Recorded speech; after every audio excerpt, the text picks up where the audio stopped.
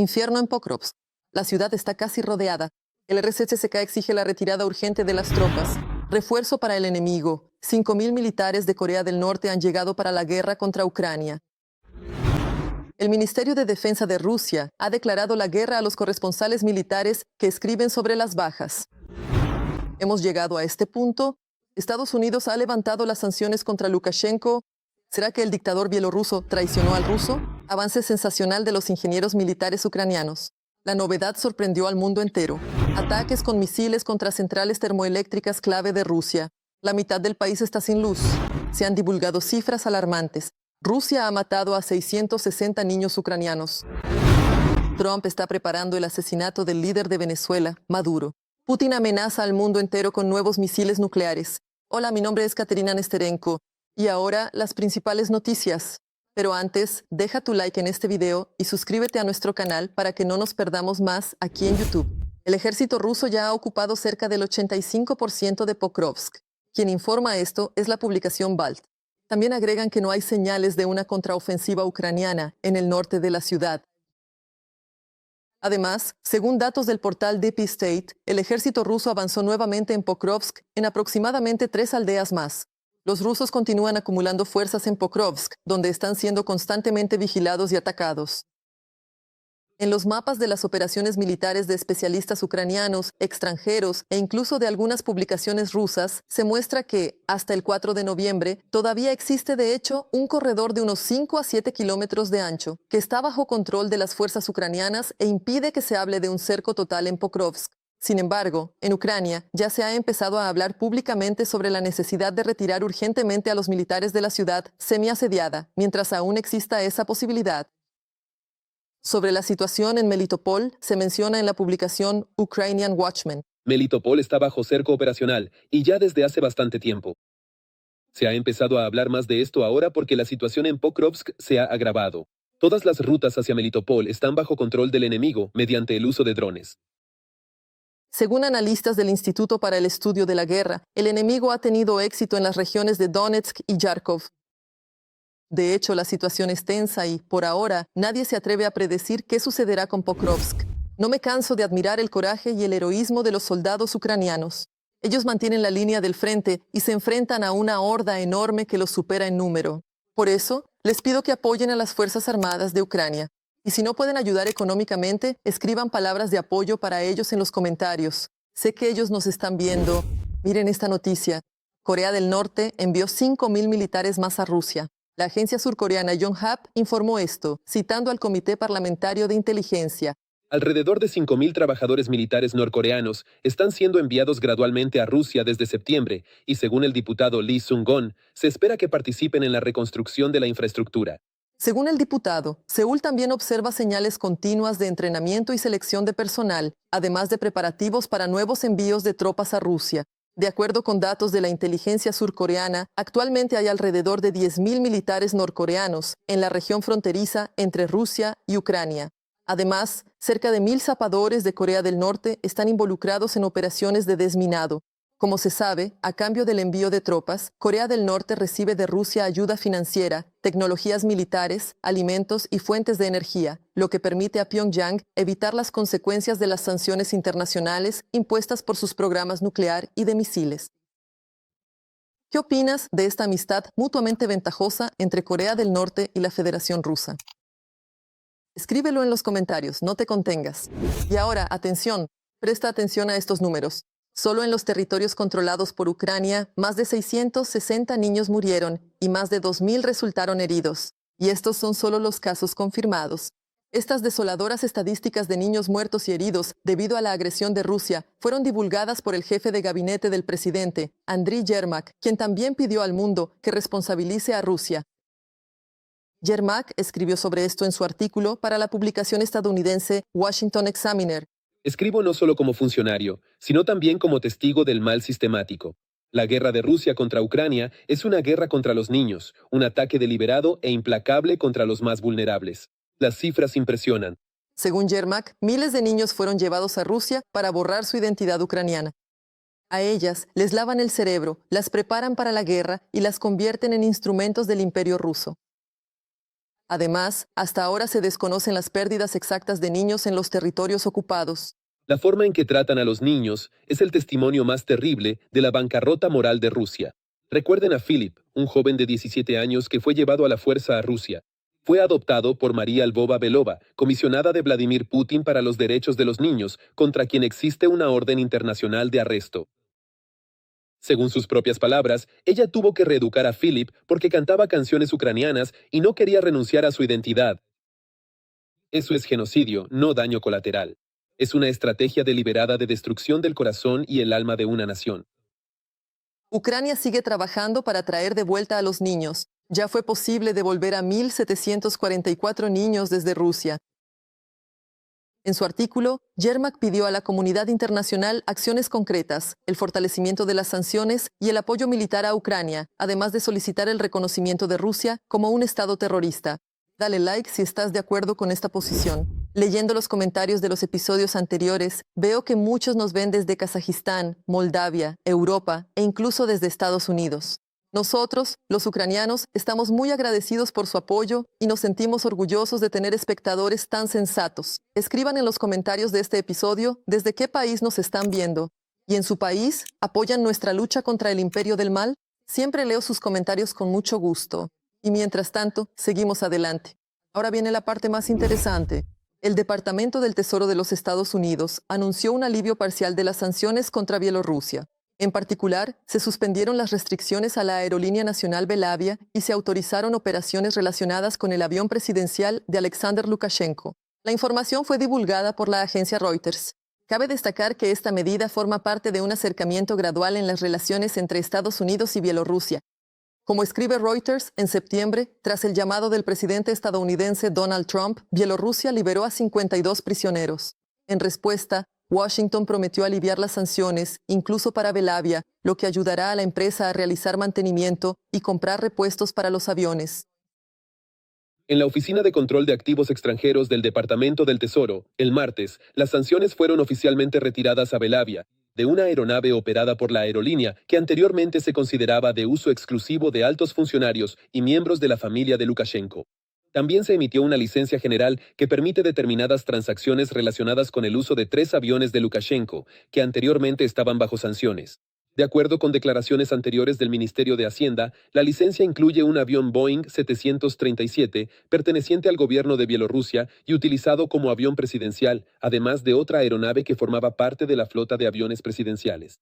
Sin embargo, las restricciones impuestas en 2020 debido a la falsificación de las elecciones en Bielorrusia y al apoyo a Moscú en la guerra contra Ucrania siguen en vigor. Las sanciones contra el propio Lukashenko y su familia aún no han sido suspendidas. Y ahora, lo más interesante, Reuters describe que, recientemente, la administración de Donald Trump intensificó los contactos con Minsk e incluso envió delegaciones allí. ¿Qué creen ustedes que hay detrás de este acercamiento? Dejen sus opiniones en los comentarios. Sin duda los leeré. La administración del presidente de Estados Unidos, Trump, elaboró escenarios militares para derrocar al presidente de Venezuela, Nicolás Maduro, que incluyen ataques aéreos y operaciones de fuerzas especiales para capturarlo o eliminarlo. Aunque Trump aún no ha tomado una decisión final, sus principales asesores insisten en un enfoque de fuerza y el Departamento de Justicia está trabajando en la creación de una justificación legal que permita actuar sin la aprobación del Congreso. Eso es lo que informa The New York Times, citando a varios funcionarios estadounidenses. Según la publicación, los principales defensores de la intervención militar son el secretario de Estado Mark Rubio y el vicejefe de gabinete de Trump, Stephen Miller.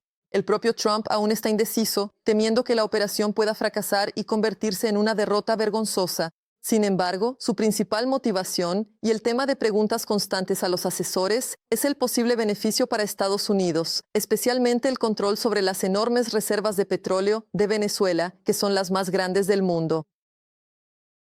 The New York Times afirma que los preparativos para una posible operación ya están en marcha.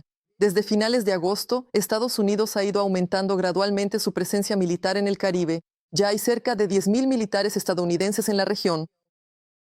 Se espera que, a mediados de mes, el portaaviones más nuevo y grande de Estados Unidos llegue al lugar, trayendo consigo a 5.000 marineros y más de 75 aeronaves a bordo.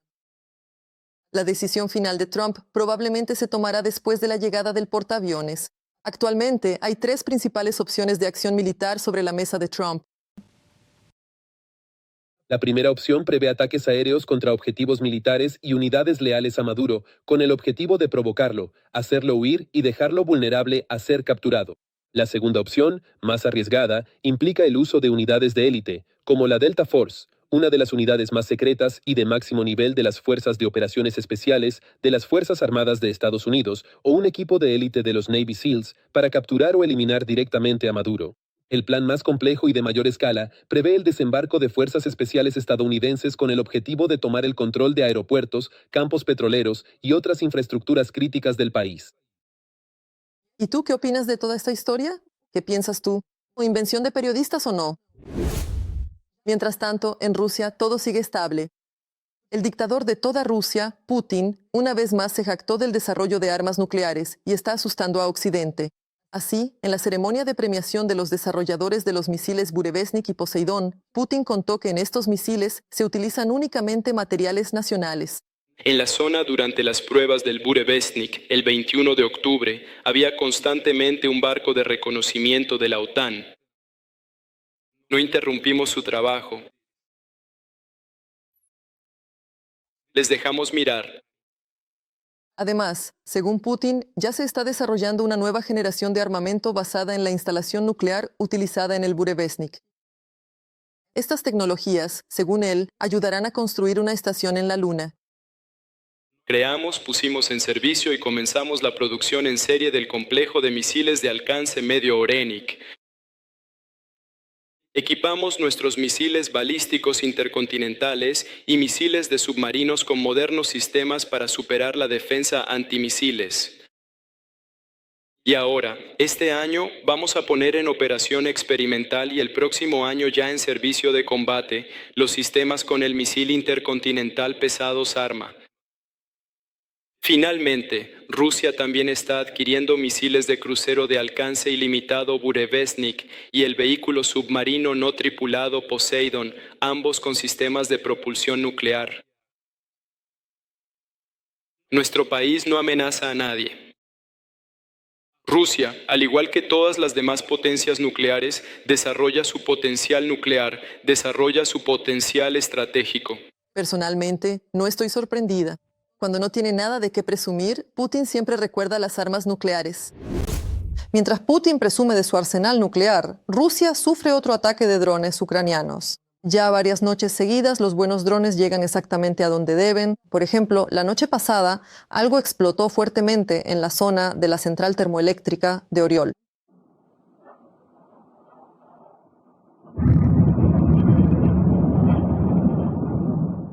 Después de Oriol, los drones también visitaron la región de Vladimir. Allí se encuentra una de las subestaciones más potentes de la Federación Rusa. Tiene una enorme importancia estratégica y técnica para el sistema energético ruso.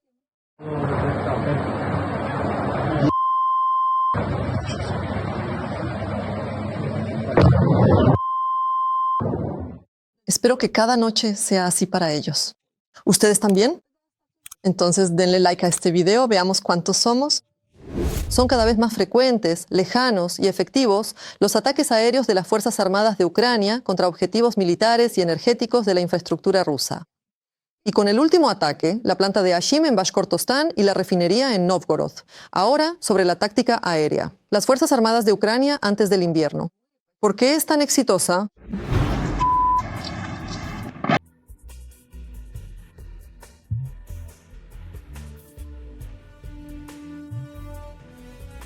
Objetivos militares, energía y petróleo. La guerra ya llegó al territorio ruso. Las Fuerzas Armadas de Ucrania parecen haber definido sus objetivos en la retaguardia de los ocupantes y están intensificando ataques de largo alcance.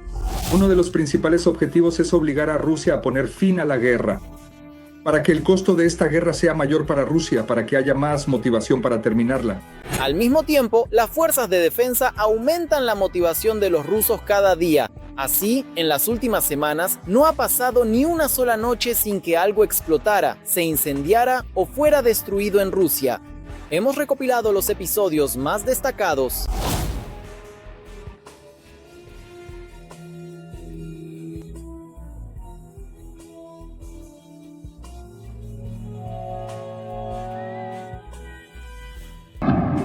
Sin duda, el acontecimiento más llamativo en cuanto a los apagones rusos fue el ataque de las Fuerzas Armadas de Ucrania a la región de Moscú en la noche del 1 de noviembre. Los canales de monitoreo informaron sobre cientos de drones que salieron a bombardear Rusia y no fallaron en su objetivo.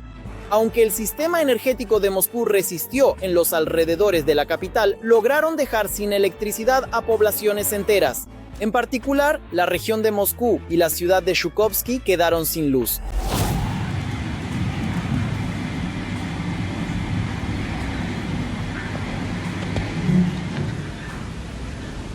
Las Fuerzas Armadas de Ucrania ya han realizado numerosos ataques contra estaciones y subestaciones, y periódicamente se corta la electricidad y la calefacción en muchas ciudades de Rusia y en los territorios ocupados. Recuerdo que Ucrania lleva a cabo una campaña contra el sector energético ruso en respuesta al terror ruso sobre las instalaciones de generación de energía en Ucrania. Creo que en diciembre esta campaña de represalia alcanzará un nuevo nivel con el uso casi diario de misiles Flamingo. También continúa la campaña para destruir la industria petrolera rusa. En particular, en los últimos días, los ataques al terminal petrolero ruso en Tuapse han sido especialmente efectivos. El ataque al puerto marítimo de Tuapse fue bastante amplio y efectivo, además de espectacular. Los habitantes locales empezaron a tomar fotos y grabar videos de este ataque. El inicio de este ataque también fue captado en video, y los servicios operativos locales emitieron las declaraciones tradicionales pidiendo por favor que no graben los resultados de los impactos. Esto ayuda a los enemigos. Sin embargo, lo que realmente ayuda a las Fuerzas Armadas de Ucrania no son los videos de rusos preocupados que, en el cuarto año de la guerra, descubren que esto ocurre frente a sus ventanas, sino los datos de inteligencia, incluida la occidental, que permiten ataques tan precisos. Como resultado del ataque, según la propia evaluación de la parte rusa, los drones ucranianos alcanzaron respectivamente como la pasarela central es el nodo principal en el bombeo de petróleo, y en consecuencia se trata de un ataque a un petrolero que, en el momento del impacto, estaba precisamente en proceso de carga. Al mismo tiempo, cuando lo logran, las Fuerzas Armadas de Ucrania consiguen con un solo golpe matar varios pájaros de un tiro. Es decir, destruyen por un lado una empresa sumamente necesaria para la economía rusa y por otro, objetivos abiertamente militares. El ataque fue dirigido contra el gigante industrial de la región de Stavropol, el complejo petroquímico Stavrolen en la ciudad de Budenovsk. Es uno de los mayores productores de polietileno, polipropileno, benceno y otros componentes petroquímicos que se utilizan activamente en el complejo militar industrial. Los analistas señalan que el ataque allí fue realizado por primera vez. Por cierto, la planta se encuentra a 700 kilómetros de Ucrania y la propia empresa abastece de materias primas tanto al mercado interno como a las exportaciones. Esto significa que este ataque perjudica no solo al complejo militar industrial, sino también a los ingresos por exportación del presupuesto ruso.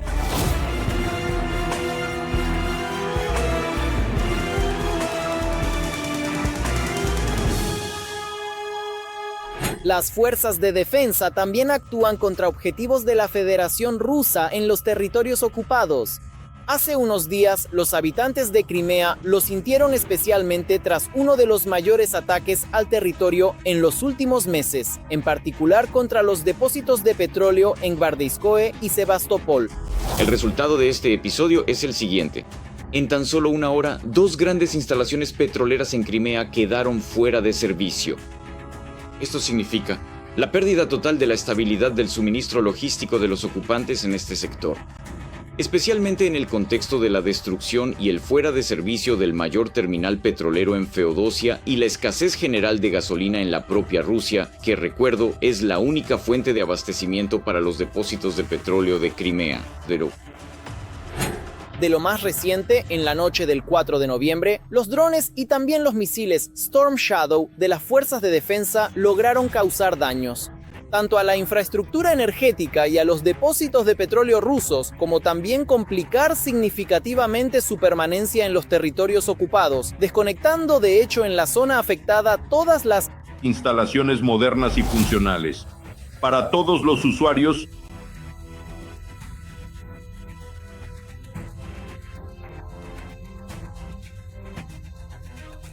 militares. En el territorio de la Federación Rusa, en las últimas 24 horas, se han producido ataques de drones de las fuerzas de defensa de Ucrania. En la región de Kursk, en Zelezhnogorsk, contra una subestación, la ciudad quedó completamente sin electricidad. En la región de Lipetsk fue la subestación de tracción PS Usman y respectivamente la ciudad de Oriol. Se realizó un ataque contra la central termoeléctrica de Oriol. Esto es lo que respecta a... En cuanto a los objetivos militares, una de las ofensivas de largo alcance más exitosas de las Fuerzas Armadas de Ucrania, según los analistas, fueron las explosiones en la represa cerca de Belgorod. El ataque fue tan preciso que los civiles no resultaron afectados. Sin embargo, las unidades rusas en la región de Yarkov quedaron aisladas de sus propias fuerzas debido a la inundación y la ofensiva fracasó.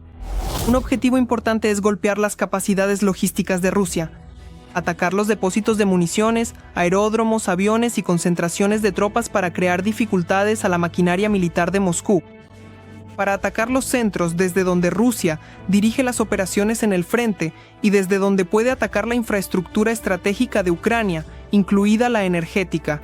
Al mismo tiempo, es demasiado pronto para que los rusos se relajen, como anunció el jefe de las fuerzas de sistemas no tripulados, Madyar. Este invierno, los habitantes de la Federación Rusa sabrán lo que es un apagón y de paso recordó que el gas y el petróleo arden perfectamente, obviamente insinuando nuevos ataques a las refinerías de petróleo. A noviembre, según estimaciones de la propia parte rusa, ya han quedado fuera de servicio alrededor del 40% de las refinerías de petróleo en el territorio de la Federación Rusa. Bueno, como se suele decir, continuará. Y en Rusia, otro escándalo más. El canal enemigo de Telegram Insider Sova fue acusado por los suyos propios. Afirmaron que publican mentiras descaradas para desprestigiar al ejército ruso. Dicen que en la lista de soldados rusos muertos y desaparecidos que tienen hay nombres falsos y que las historias relacionadas con ellos son igual de falsas. El canal de YouTube Bot Chito y su autor, el bloguero Artyom Sheinin, prestaron atención al escándalo. Escuchen ustedes mismos. Aquí solo escriben unos chicos pro Z.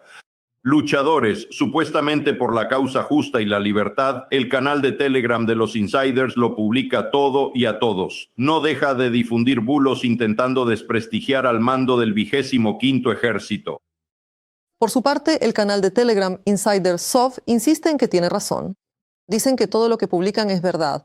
Aseguran que las pérdidas en el ejército ruso son colosales. En la publicación se indica que yo invento historias. Bueno, ¿qué puedo decir, estimados familiares, para aquellos que pidieron que mostrara la publicación? Según el administrador del canal y al mismo tiempo el mando del 25º Ejército, ustedes no existen. O simplemente son un fake, solo producto de mi imaginación. Respeto a las familias de quienes salieron a defender la patria. Juzguen ustedes mismos. Chicos, ustedes tampoco existen. Todo lo inventé yo solo. Vaya escritor que resulté ser.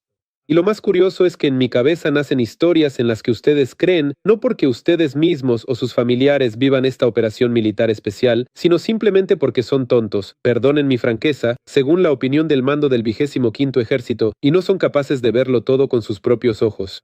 En fin, en la publicación dicen que las pérdidas colosales en el 25º Ejército son un disparate. Bueno, ¿qué puedo decir? Hablemos con hechos y no simplemente mintamos descaradamente. Como prueba de sus palabras, el informante Sov publica listas enormes. Hablemos ahora de lo más importante, de las vidas de los soldados, de las pérdidas en el 25º Ejército, que según ellos, es un disparate decir que son colosales. Durante mucho tiempo estuvimos recopilando esta lista. En ella ya hay más de 3.000 nombres y apellidos de aquellos que fueron reconocidos por el ejército como fallecidos y a quienes se les asignó el estatus de 200. Estos son solo aquellos que debían ser enviados a sus familias, y lo importante es que algunos ya han sido enterrados, mientras que sus familiares no lo sabían, lo que puede indicar que los soldados fueron enviados por error o simplemente al azar. Simplemente a quienes esperan, sin entender mucho, ya sea que haya coincidencia de ADN o no, y así sucesivamente. Ahora, mostrar todos los más de 3.000 nombres y apellidos de la lista es prácticamente imposible. Tomaría mucho tiempo hacerlo, pero para no ser como el autor del canal en la captura de pantalla, un charlatán, de todos modos mostraré varios cientos. Repito, esto es solo por un periodo de 1 año y medio, y eso sin contar las pérdidas de este año 2025. Sí, no escuchaste mal.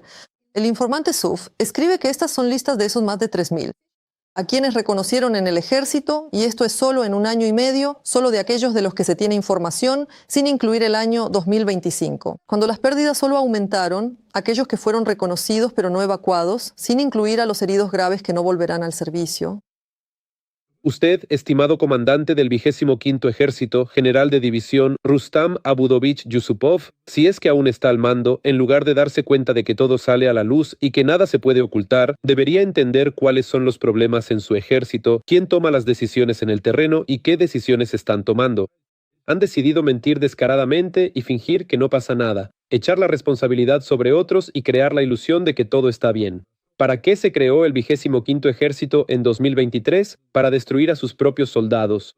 Sí, con tales pérdidas, se podría haber ganado más de una guerra. Bueno, ¿qué puedo decir? La verdad y Rusia son cosas diferentes. No se puede decir la verdad ni a los extraños ni a los propios.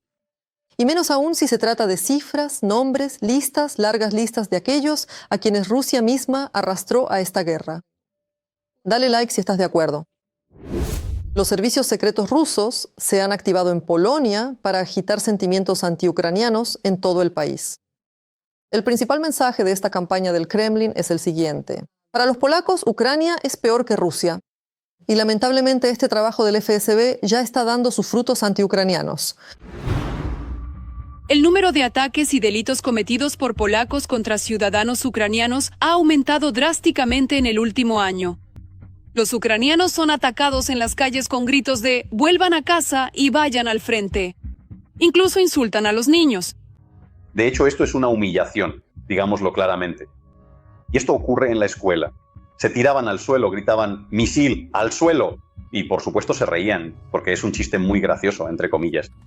La ola de agresión muestra el contraste con la atmósfera de solidaridad que reinaba hace apenas 3 años, cuando Polonia abría sus fronteras a millones de refugiados ucranianos. Por ejemplo, ahora es muy difícil encontrar vivienda, porque tenemos muchos refugiados de Ucrania, y realmente se ha vuelto complicado buscar un apartamento. No hay suficientes puestos de trabajo.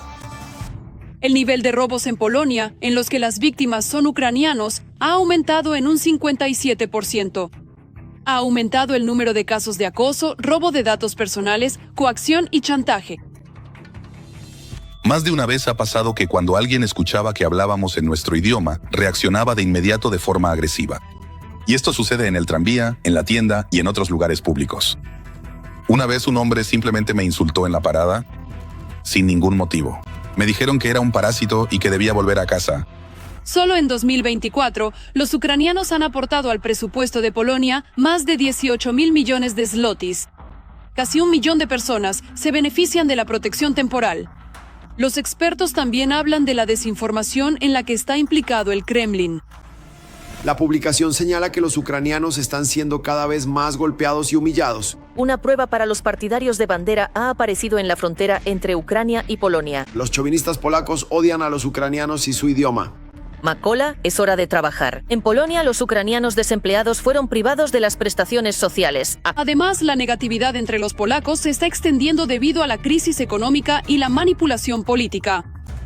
La gente teme que los ucranianos les estén quitando el puesto en la fila, en la consulta del médico, en los jardines de infancia o en el mercado laboral. En las redes sociales se difunden historias falsas con desinformación rusa. Por ejemplo, sobre los llamados ucranianos exigentes que se niegan a pagar por los servicios. Nosotros vivimos en una época en la que las redes sociales funcionan como chismes digitales. Según datos de las autoridades polacas, desde principios de año y hasta julio de 2025, se han registrado 543 casos motivados por el odio. Los delitos más comunes contra los ucranianos son las amenazas de cometer delitos. Si en 2022 se registraron 317 de estos casos, en 2024 ya fueron 479.